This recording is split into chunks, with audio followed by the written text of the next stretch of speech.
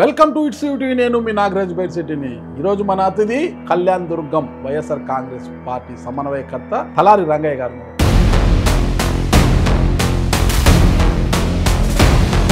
కరువు జిల్లాకు వరదాయనిగా ఉన్న ఆర్డీటీ ఎఫ్సీఆర్ఐ పునరుద్ధరించాలని మీరు చేసిన పాదయాత్ర వృధా అనేది ఇప్పుడు ఎంత అర్థమైందంటే అది లేకపోతే పరిస్థితులు ఏంటి అనేది.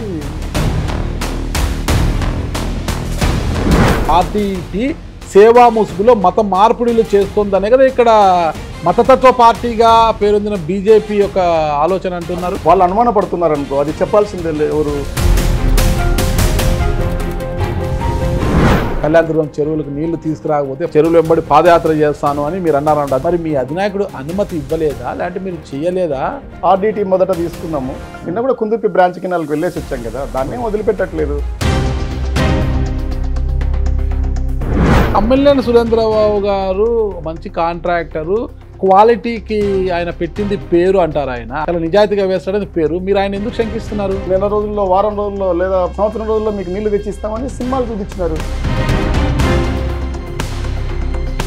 ఎన్ని సంవత్సరాల నుంచి ఏమొచ్చింది? ఏమన్నా చారిటీనా, దానం చేస్తున్నావా, దయ చూపుతున్నావా?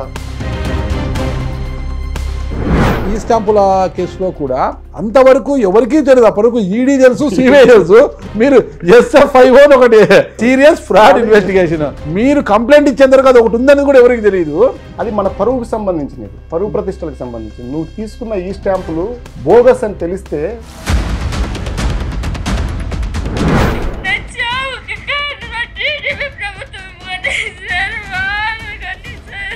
అంతగా చెప్తుంది పోలీసులే నా చావు కారణం, ఈ ప్రభుత్వమే నా చావు కారణం అంటున్నా ఈ అధికార యంత్రాంగము, పోలీస్ యంత్రాంగము, లెజిస్లేచర్ వీళ్ళంతా ఏం చేస్తున్నారు పిల్లలు? ఆ అమ్మాయి బాధన్నా కనీసం ఆడియోలో చెప్పగలిగింది. ఇంకొక అమ్మాయి ఉంది, అదే వయసు అమ్మాయి.